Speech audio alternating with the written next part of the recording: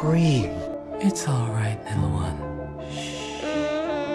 Oh, Nazaros, don't you worry. I'm here. Now you've made your sister cry. And so... Stop! በፊልሙ መጀመሪያ ላይ ቆንጂዬና አነስተኛ በሆነችው መንደር ውስጥ የሚኖሩት ህፃናትና አዋቂዎች በሰሙት ድንገተኛ ዜና ደስታቸውን ለመግለጽ ሲሯሯጡ ይታያል። የመንደሩ ጠንቋይ መሞቷን በመስማታቸው ሁሉም በደስታ ተውጠው ሰብሰብ ብለው ሐሴት እያደረጉ ሳሉ ግሊንዳ የተባለች አንዲት አስማተኛ መጣ በእርግጥም የጠንቋዩን መሞት ታረጋግጥላቸዋለች። ነዋሪዎቹም ይህንን ተጨማሪ ማረጋገጫ ሲሰሙ ይባሱኑ ደስ ተሰኝተው እየዘለሉና እየደነሱ በዙሪያቸው ተለጥፈው የነበረውን የጠንቋዩን ምስል ይገነጣጠሉት ጀመሩ። ካፍታ ቆይታ በኋላ ግሊንዳ ወደ መጣችበት ልትመለስ ስትል ግን ከነዋሪዎቹ መሃል አንዲት ህፃን ብቅ ትልና ጠንቋይ ግን እንዴት ነው የሚኮነው? ለምንድነው ሁሉም ሰው ጠንቋዮች መጥፎ ናቸው ብሎ የሚያስበው ስትል ትጠይቃታለች። ግሊንዳም የህፃኗን ጥያቄ ከሰማች በኋላ ወዲያው ኮስተር ብላ ጠንቋዮች ገና ከፈጣጠራቸው ጀምሮ መጥፎዎች ሆነው እንደሚፈጠሩና የሰው ልጆች ባህሪም የባሱን መጥፎ እንደሚያደርጋቸው ትነግራታለች። ከዚህ በኋላ ኤሌፋባ የተሰኘች አንዲት አስማተኛ የሆነችና አረንጓዴ ሰውነት ቀለምን ተላብሳ ወደ ተወለደች ህፃን ልጅ እናመራለን። ዋና አዛዥ የነበረው አባቷም የልጅቷን ቀለም ሲመለከት ፈጽሞ ልጁ አድርጎ ሊቀበላት ይከብደዋል። ይህች አስማተኛ ህፃንም ከተወለደችበት ጊዜ አንስቶ አንድ ነገር ደስ ሳያሰኛት ቀርቶ በንዴት ካለቀሰች በዙሪያው ያሉ ዕቃዎች በሙሉ ከመቅጽበት አየር ላይ ይንሳፈፋሉ። በዚህ ባህሪዋም የተነሳ ኤልፋባ የሁለቱንም ወላጆቿን ፍቅር ተነፍጋ ታድጋለች። ኤልፋባ እንደምንም በብቸኝነት ካደገች በኋላ ራሱ አሁንም አብሯት ለማውራትና ለመጫወት ፈቃደኛ የሚሆን ሰው ሳታገኝ ትቀራለች። ነገር ግን በወቅቱ ሮዝ የተባለች አንዲት ቆንጂዬ እህት ነበረቻትና አብዛኛውን ጊዜዋን ከሷ ጋር ታሳልፍ ነበር።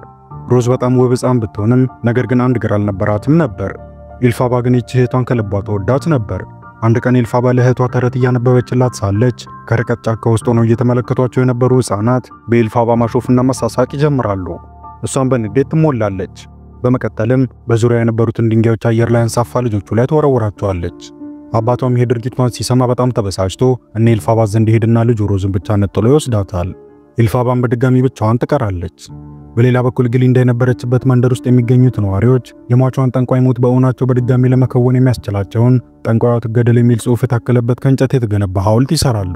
ግሊንዳም ያንን ሐውልት እሳት ወርውራ ታነደዋለች። ካፍታ በኋላ ግሊንዳ ተመልሳ ወደ መጣችበት ልትሄድ ስትል አንዲት ልጅ በድጋሚ ከሰዎቹ መሃል ብቅ ትልና ኤልፋባ ጓደኛሽ ነበረች እንዴ? እንዴት ነው ይህን ሁሉ ነገር ስለሷ አውቀሽ ልትነግሪኝ የቻልሽው? ትላታለች። ግሊንዳም ጓደኛዬ እንኳን አልነበረችም፣ ነገር ግን በሚገባ አውቃት ነበር ስትል ትመልስላታለች። ወዲያውኑ መለስ ብለን ጠንቋዩና ግሊንዳ አብረው ያሳለፏቸውን ጊዜያት እንመለከታለን። አንድ ቀን ግሊንዳ የምትማርበት ዩኒቨርሲቲ ውስጥ ኤልፋባ እህቷ ሮዝን ለማስመዝገብ ይዛት ትሄዳለች። አባታቸው ኤልፋባ እንድትማር አልፈቀደም ነበርና ሮዝን ለማድረስ ብቻ በመጣችበት ጊዜ ተማሪዎቹ በሙሉ ከቧት በመልኳ እየተገረሙና እያንሾካሾኩ ይመለከቷት ጀመሩ። ካፍታ በኋላም ፊት ለፊት በነበረችው ርዕሰ መምህሯ ትዕዛዝ መሰረት አንዱ አስተማሪ ትመጣና ያዛዡ ልጅ የነበረችው ሮዝን በክብር ወደ መድረኩ ልትወስዳት ዊልቸሯን ትገፋላታለች።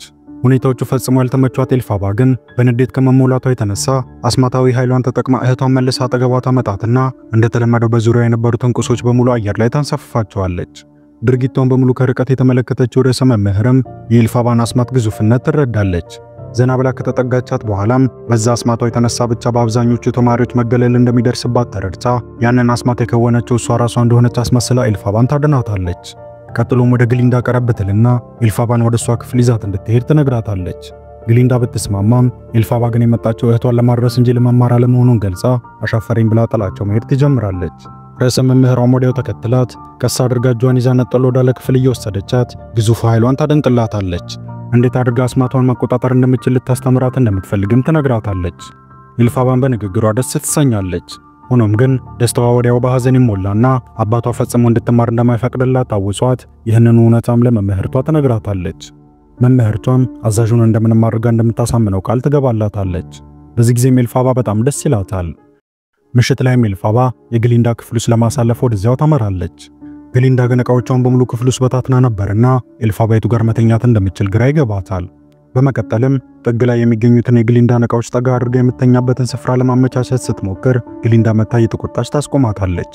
በዚህ ጊዜ በንዴት የተሞላችው ኤልፋባ በዙሪያው የሚገኙትን ዕቃዎች አየር ላይ ታንሳፍፋቸዋለች። መስኮቱን በተወርዋሪው የግሊንዳ ቁሶች ተመትቶ ይሰበራል። በዚህ ጊዜም ሁለቱም አንቺ ትብስ አንቺ እየተባባሉ የጦፈ ክርክር ውስጥ ይገባሉ። ኤልፋባ ወዲያውኑ የግሊንዳን ዕቃዎች ሳታስፈቅዳት ገለል አድርጋ ትጥልና መኝታዋን አመቻችታ አረፍ ትላለች። ሆኖም ግን ሌሊቱን በሙሉ እየተጨቃጨቁ ያነጋሉ። ሌሎቹ ተማሪዎችም ስለ አዳራቸው ይሰማሉ። በማግስቱ ጧት ግሊንዳ ኤልፋባን ለመበቀል አስባ ሊደግፏት የሚችሉትን ሌሎች ተማሪዎችና ጓደኞቿን አስከትላ ታበሽቃት ጀመረች። ከኤልፋባ ጎን ለመቆም ፈቃደኛ የሆነ ሰው ባለመገኘቱ ግን በእንቅስቃሴዋ ሁሉ ብቻዋን ትቀራለች። ምግብ ለመብላት ካፌ በገባች ጊዜ ራሱ ተማሪዎች በግሊንዳ እየተመሩ ማብሸቃቸውን ሳያቆሙ ይቀራሉ። የመማሪያ ክፍላቸው ከገቡ በኋላም ግሊንዳና ጓደኞቿ ኤልፋባ ላይ መሳለቃቸውን ይቀጥላሉ። ካፍታ በኋላም የሚያስተምራቸው ፕሮፌሰር ወደ ክፍሉ ይገባል። አስተማሪያቸው እንስሳ ነበርና እያስተማረ ሳለ በመሃል ግሊንዳን ስም አስተካክሎ መጥራት ያቅተዋል። ኤልፋባም ከሱ ጎን በመቆም ምንም ማለት እንዳልሆነ በመንገድ ታረጋጋዋለች። ፕሮፌሰሩም ማስተማሩን ይቀጥልና በአንድ ወቅት ሰዎችና እንስሳት ተዋደው የሚኖሩበት ዘመን እንደነበር ገልጾ ከሆነ ጊዜ በኋላ ግን ምድር ላይ የምግብ እጥረት እያጋጠመ ሲመጣ ሰዎች እንስሳትን መግደል እንደጀመሩ ይገልጻል። ቀጠለናም ሰዎች ሕይወታቸውን ለማቅለል ሲሉ ቀስ በቀስ እንስሳትን ለተለያዩ አገልግሎቶች እንደ አሽከር መጠቀም እንደጀመሩም እያዘነ ያስረዳል። ነገር ግን እያስተማረ ያለ ራሱ ተማሪዎቹ አሁን ድረስ ራሱ እንስሳትን አሽከር አድርገው ማሰባቸውን እየደገፉ እንዳለ ይመለከታል። በዚህም በጣም ይበሳጭና ማስተማሩን በብስጭት ያቆማል። ሕይወቷን በሙሉ መብቷን ተነፍጋ የኖረችው ኤልፋባም ስሜቱን በመረዳቷ እየሮጠች አጠገቡ ትሄድና እግሩን ይዛ በፍቅር ታዋራዋለች። በሌላ በኩል ርዕሰ መምህርቷ ለኤልፋባ ቃል በገባችላት መሰረት እንዴት አድርጋ አስማታዊ ኃይሏን መቆጣጠር እንደምትችል እያስተማረቻት እናያለን። ኤልፋባ በፈቀደች ሰዓት ቁሶችን ከቦታው የማንሳት ችሎታ ቢኖራትም ነገር ግን ስትናደድ ሁሉንም ነገር ማውደሟን አላቆመችም ነበር። አስተማሪዋም ከመናደድ ይልቅ የኤልፋባ ምጡቅ ኃይል ይባስኑ እየተደመመች ታደንቃለች። አመሻሹ ላይ ኤልፋባ ወደ ፕሮፌሰሩ እያመራች ሳለች ደጅ ላይ ተደብቃ ቆማ ፕሮፌሰሩ ለመሰል ጓደኞቹ እየነገራቸው የነበረው ንግግር ትሰማለች። እሱም አጠገቡ ለነበሩት አስተማሪዎች በአስቸኳይ ከዚህ ቦታ መጥፋት አለብን፣ ሰዎች መቼ ተነስተው እንደሚገድሉን ከዚህ በኋላ እርግጠኛ መሆን አንችልምና በሉ በፍጥነት ተዘጋጁ ይላቸዋል። ኤልፋባ በጣም እያዘነችላቸው ወደ ውስጥ መግባቷን ትተውና ልትሄድ ዞር ስትል ፕሮፌሰሩ ይመለከታታል። ከዚያም ወደ ውስጥ ጠርቷት በእንክብካቤ ያዋራት ጀመር። እሷም በደግነታቸው ደስ ይላታል። እንደምንም ብላ እንደምትረዳቸውን ቃል ትገባላቸዋለች። ወዲያውኑም ጉዞዋን ወደ ጫካ ታደርጋለች። ጫካ ውስጥ እንደገባች ግን ፈረስ ላይ ሆኖ እየተጓዘ ከነበረ አንድ ወጣት ጋር ትገናኛለች። ይህ ወጣትም የሀገሪቷ ልዑል ነበር። እሱም የኤልፋባን ገጽታ ባየ ጊዜ በድንጋጤ ይዋጣል። ሆኖም ግን ከፈረሱ ላይ ወርዶ ያዋራት ጀመር። በሌላ በኩል ግን ዩኒቨርሲቲ ውስጥ የልዑሉ መምጣት ወሬ ተሰራጭቶ ነበርና ሁሉም ተማሪዎች ተሽከርክረው ይጠብቁት ጀመሩ። ግሊንዳ በበኩሏ በተቻላት መጠን ልዑሉን ለማማለል ወስና ዘንጣ ወደ ውጪ ትወጣለች። ልዑሉ ግን ለማንም ቀልቡን ሳይሰጥ ዘና ብሎ በተማሪዎቹ መሃል ዞር ዞር ማለት ይጀምራል። ሆኖም ግን ከሁሉም በላይ ጉልታ የነበረችውና የዩኒቨርሲቲ ውብ ተደርጋ የምትቆጠረው ግሊንዳ የቆጡን የባጡን እያወራች ልዑሉን ለማማለል ትሞክራለች። በስተመጨረሻም ልዑሉ ፈታ ብሎ ከግሊንዳ ጋር እንደ ጓደኛ ሆኖ ማውራት ይጀምራል። እሷም ላይብረሪያቸውን ታሳየዋለች። ቤተ መጻሕፍት ውስጥ እያነበበች የነበረችው ኤልፋባም ከርቀት ሆኖ ልጁ ሰላም ይላታል። ነገር ግን ስርዓት አልባው ልዑል ወዲያውኑ ጠረጴዛዎቹ ላይ እየወጣ መጻሕፍቶችን እየረጋገጠ መጨፈር ይጀምራል። በዚህ ተግባሩ ምክንያትም የላይብረሪው ጠባቂ በጣም ይናደድና ይቆጣዋል። ልዑሉ ግን ይባሱኑ ሊያበሳጨው በመፈለጉ ከግሊንዳና ጓደኞቿ ጋር ሆኖ ቤተ መጻሕፍት ውስጥ መደነስ ይጀምራሉ። ከኤልፋባ በስተቀር ውስጥ የነበሩት ተማሪዎች በሙሉ እዚህ ድርጊት ላይ አብረውት ይሳተፋሉ።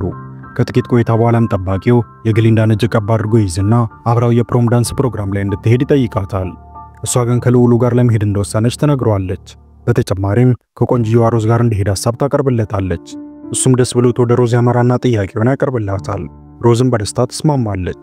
እሷም ይህንን ደስታዋን ለእህቷ ስታበስራት ኤልፋባ ግን ግሊንዳ በእርግጠኝነት የሆነ ሴራ ጠንስሳ እንደሚሆን በመገመቷ በዜናው ደስ ሳይላት ይቀራል። ለእህቷም ባትሄድ ጥሩ እንደሆነ ትነግራታለች። ይህን ለመረዳት በወቅቱ ፈቃደኛ ያልነበረችውና በእህቷ ምላሽ የተበሳጨችው ሮዝም እህቷን ተናዳ ጥላት ትሄዳለች። በሌላ በኩል ግሊንዳ ወደ ፓርቲው ለመሄድ ክፍሏ ውስጥ እየተዘገጃጀች ሳለች ኤልፋባ ወደ ክፍላቸው ትመጣለች። ግሊንዳ ከጓደኞቿ ጋር አብራ እየተዘገጃጀች በነበረችበት ጊዜ ከአልባሳቶቿ መሃል አንድ እንግዳ የሆነ ኮፍያ አግኝታ ነበር። ስለሆነም የአያቷ የነበረውንና የጠንቋይ ዕቃ የሚመስለውን ጥቁር ኮፍያ ለኤልፋባ ትሰጣትና ፓርቲው ላይ ያንን ኮፍያ ለብሳው እንድትገኝ ትጋብዛታለች። ኤልፋባ ምንም ለበሰች ምን ግሊንዳ ራሷ የጥሪ ግብዣ ስላደረገችላት ደስ ብላት ኮፍያውን ትቀበላታለች። አመሻሹ ላይም ፕሮግራሙ ይጀመራል። ግሊንዳም ከልዑሉ ጋር ደስተኛ ሆና በመደነስ ጊዜ ታሳልፋለች። ሮዝም በተመሳሳይ ደስ ብሏት ፕሮግራሙ ላይ መሳተፏን ትቀጥላለች። በመቀጠልም ኤልፋባ ግሊንዳ የሰጠቻትን ኮፍያ አድርጋ ብቅ ትላለች። መላ ገጽታዋ ያስፈራቸው ተማሪዎችም እየተሳሳቁ ያሾፉባት ጀመሩ። እሷም ኮፍያውን አውልቃ በቀስታ መሬት ካስቀመጠችው በኋላ ብቻዋን በመሆኗ ያለምንም ፍራቻ መሃል መድረክ ላይ ብቻዋን መደነስ ትጀምራለች። ይባስ ብሎም እንግዳ በሆነ መልኩ እየደነሰች ነበርና ሁሉም በፍርሃት ተውጠው በያሉበት ቆመው እርስ በርስ እየተንሾካሾኩ ይመለከቷት ጀመሩ። ይህን የተመለከተችው ግሊንዳም ሁኔታዎች እንደዛ የተበላሹት በሷ ምክንያት እንደሆነ ትረዳና መድረኩ ላይ ኤልፋባን ተቀላቅላት ልክ የሷን አይነት ዳንስ አብራት መደነስ ትጀምራለች። ሁሉም ጓደኞቿም ግሊንዳን ተከትለው በተመሳሳይ መልኩ መደነስ ይጀምራሉ። በዚህ ጊዜ ኤልፋባ በግሊንዳና በጓደኞቿ ተቀባይነትን ያገኘች ስለመሰላት በጣም ደስ ይላታል። ለግሊንዳ የነበራት መጥፎ አስተሳሰብን ሙሉ በሙሉ ከውስጧ ይወጣል። በመሃላቸው የነበረውን ቅሬታም ለመተው ወስነው ይተቃቀፋሉ። ከፕሮግራሙ ማለቅ በኋላም ወደ ክፍላቸው ይመለሱና ለመጀመሪያ ጊዜ ልክ እንደ ጓደኛ ማቾች እየተጫወቱ ማውራት ይጀምራሉ። ግሊንዳ ፈንጠዝያ ውስጥ ነበረችና በቅርቡ ከልዑሉ ጋር ሊጋቡ እንደሆነ ታበስራታለች። ለሷ ብቻ የተናገረችው ሚስጥር በመሆኑም ለማንም እንዳትናገር ታስጠነቅቃታለች።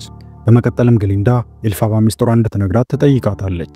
ሁልጊዜ ትራሷ ስር የምታስቀምጠው አረንጓዴ ጠርሙስ ምን አይነት ሚስጥር እንዳለው እየጠየቀቻት በተመሳሳይ ጊዜ ሮጣ ጠርሙሱን ተወስድባታለች። ነገር ግን የኤልፋባ ሚስጥር ያልነበረም። ጠርሙሱን ፈጥና ተቀበላትና መልሳ ትራሷ ስር ታስቀምጠዋለች። ጠርሙሱንም እናቷ እንደሰጠቻት ትነግራታለች። ግሊንዳም በድጋሚ በድርጊቷ ተበሳጭታ ሮጣ አልጋዋ ላይ ተንተርሳ በችኩልነቷ ራሷን ትወቅሳለች። ከአፍታ በኋላ ተመልሳ ኤልፋባ ዘንድ ትሄድና በድጋሚ ሚስጥሯን እንድትነግራት ትጠይቃታለች።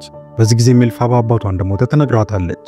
አዛዡ አባቷም አረንጓዴ ቆዳ ቀለም ተላብሳ በመፈጠሯ የተነሳ እንደማይወዳት ገልጻ ታናሽ እህቷ ሮዝም እንደሷ ሆና እንዳትወለድ ከመፈለጉ የተነሳ እናታቸው እርጉዝ ሳለች ጀምሮ በየዕለቱ ወተት እንድትጠጣ ያደርጋት እንደነበረም ትነግራታለች።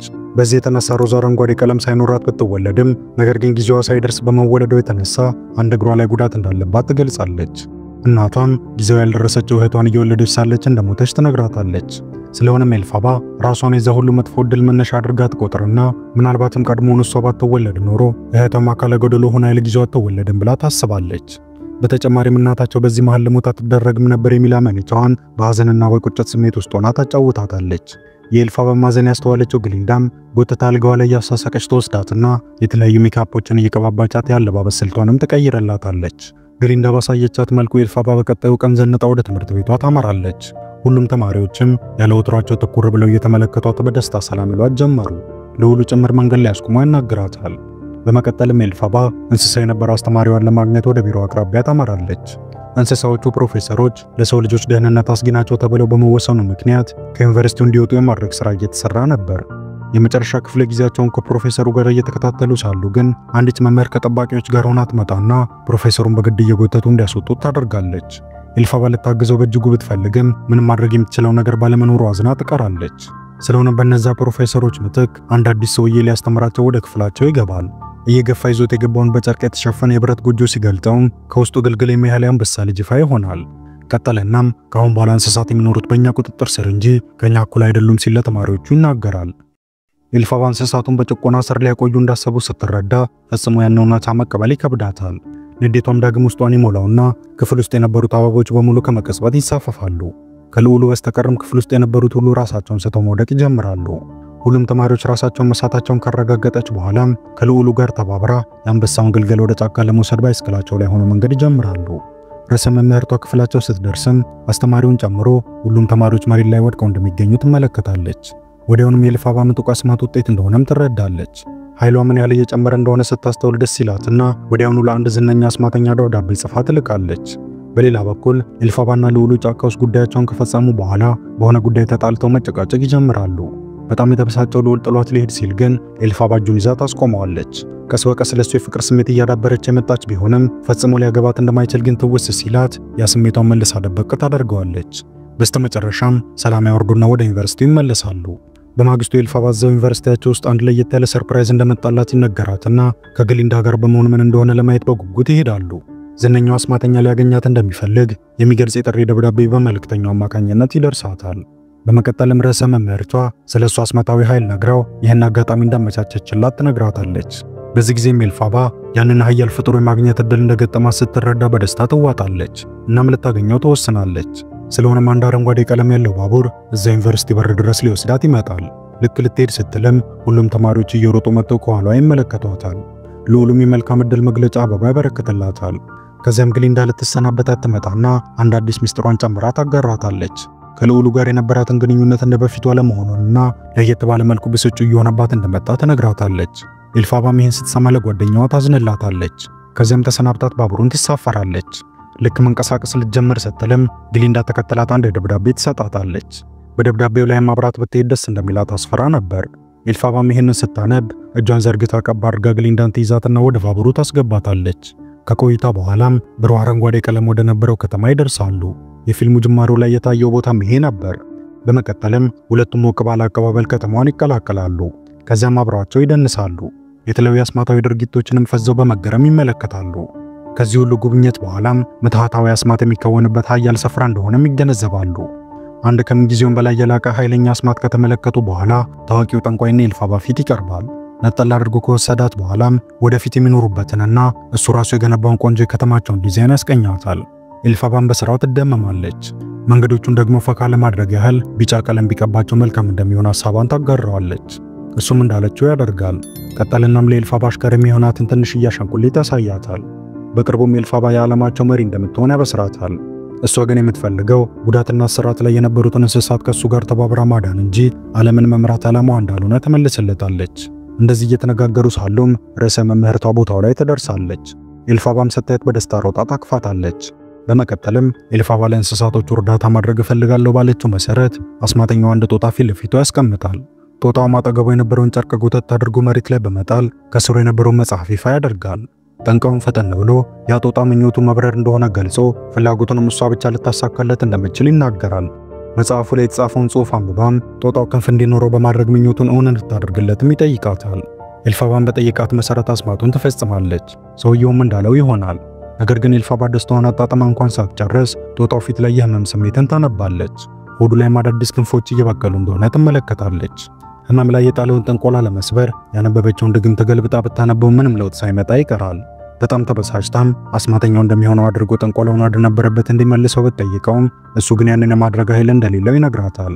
እሷም ድርጊቷን ወደ ኋላ ለመመለስ የቻለችውን ሁሉ ብታደርግም ሳይሳካላት ይቀራል። ከዚያ ቅጽበት ወዲያም ማንም ሰው ጥንቆላውን ወደ ኋላ መመለስ እንደማይችል ይፋ ይሆናል። እሷም በከባድ ድንጋጤና ሐዘን ትዋጣለች። ወደ ውጭ ወጣ ብለው ሲመለከቱም ሁሉም ጦጣዎች ጀርባ ላይ ትላልቅ ክንፎች እየበቀሉ እንደሚገኙና ጦጣዎቹን ከባድ ህመም ውስጥ እንደሆኑ ይመለከታሉ። ኤልፋባም ይህን ስታይ ወዲያውኑ ርዕሰ መምህርቷና አስማተኛ ወጥመድ ውስጥ እንደከተቷት ትረዳለች። እንስሳትን የሚያወዱት እነዚያ መሰሪዎች ምስኪኗን ኤልፋባ ተጠቅሞ አሽከሮቻቸው አድርገው ሊያስቀምጧቸው እንዳሰቡ ይፋ ይሆናል። እሷም በንዴት ተውጣ የጥንቆላ መጽሐፉን ትወስድና ከአካባቢው ለመጥፋት ትወስናለች። ርዕሰ መምህርቷ የኤልፋባን መጥፋት ስትመለከት ወደ ግሊንዳ ትዞርና አስማት እንደምታስተምራት ቃል ገብታላት እንደምንም በላይ ኤልፋባን እንድታመጣት ትነግራታለች። ግሊንዳም ነገሮቿ ወጋግቷት ስለነበር ፈጠን ብላ ኤልፋባን ለመፈለግ ሩጫ ትጀምራለች። በመቀጠልም ርዕሰ መምህርቷ መሬት ላይ በህመም እየተሰቃዩ ወደ ነበሩት ጦጣዎች ዞራ በአስቸኳይ እየበረሩ ወጥተው ኤልፋባን እንዲያፈላልጓት ታዛቸዋለች። በሌላ በኩል አስማተኛው ከመድረክ ጀርባ የሚገኘው ክፍል ውስጥ ይገባና ጠባቂዎቹ ጭምር ወጥተው ኤልፋባን እንዲያፈላልጓት ትዕዛዝ ያስተላልፋል። አስማተኛም የሆነ ዕድሏ ማጣት ያልፈለገችው ግሊንዳም ኤልፋባን በቅርብ ርቀት እየተከተለቻት ነበር። ተመልሳ እንድትመጣ ብትጠይቃትም ኤልፋባ ግን መሄዷ ግድ እንደሆነ ትነግራታለች። ኤልፋባ በዚህ ጊዜ እንደ ትልቅ ፊኛ በነበረበት ክፍል ውስጥ ትገባለች። ፊኛ ውስጥ ተቀምጣ ለማምለጥ ብትሞክርም እየፈለጓት የነበሩት የአስማተኛው ጠባቂዎች ደርሰውባት ነበርና አንድ በአንድ እነሱ መጣል ነበረባት። ከዛም ፊኛ ውስጥ ሆና ለማምለጥ ስትሞክር የቤቱ ጣሪያ ዝግ በመሆኑ ጫፉ ላይ እሳት ይዞ የነበረው ፊኛ ይፈነዳና ከባድ እሳት ይነሳል። ኤልፋባና ግሊንዳ መሬት ላይ ይወድቃሉ። ከዚያም ገለል ወዳለ ክፍል ተያይዘው ይገባሉ። ግሊንዳም ወዲያውኑ ይህን የመሰለ አሪፍ ጥቅም ለምንድነው አልቀበልም የምትዩ ለምንድነው የሚሉሽን የማታደርጊው ብላ ትጠይቃታለች። ኤልፋባም ነገርኩሽ እኮ እኔ ዓላማዬ ለእንስሳቶች የሆነ ነገር ማድረግ እንጂ ሀገሪቷን መምራት አይደለም ትላታለች። በሌላ በኩል ርዕሰ መምህርቷ ለመላው የሀገሪቷ ህዝብ ኤልፋባ የአስማት መጽሐፋቸውን ወስዳ የተሰወረች ሌባ እንደሆነች ትናገራለች። ህዝቡም ይሄን ሲሰማ ኤልፋባ መጥላት ይጀምራል። ይህ ንግግሯን ኤልፋባም ሰምተው ነበርና ኤልፋባ ውስጧ በንዴት ይሞላል። ግሊንዳም ቀጠለችና ንዴቷን ዋጥ አድርጋ መምህርቷን ይቅርታ ብትጠይቅ ነገሮች ሁሉ እንደሚስተካከሉ ትነግራታለች። ኤልፋባ ግን ያንን ለማድረግ ፈቃደኛ አልነበረችም። ከዛ በላይ ምንም ነገር በህይወቷ እንደማይገጥማት እርግጠኛ ሆና መጽሐፉ ላይ የተጻፈውን መተት ማንበብ ትጀምራለች። ምንም እንኳን ግሊንዳ ልታስቆማት ብትሞክርም ኤልፋባ ግን ማንበቧን ትቀጠለና በስተመጨረሻም አንድ አስማታዊ መጥረጊያ መሳይ እንጨት ፊት ለፊቷ መጥቶ እሱን ይዛ እየበረረች ክፍሉን ጣሪያ ሰብራ በመውጣት ትሰወራለች። የአስማተኛው ልዩ ኃይል ጭምር ኤልፋባን ከመሰወር ሊያግዳት ሳይችል ይቀራል። የኤልፋባን መሰወር ተከትሎም ርዕሰ መምህርቷ ወዲያው ቀባ አድርጋ ግሊንዳን ትይዛትና አስማት እንደምታስተምራት በድጋሚ ቃሏን ትጨራታለች።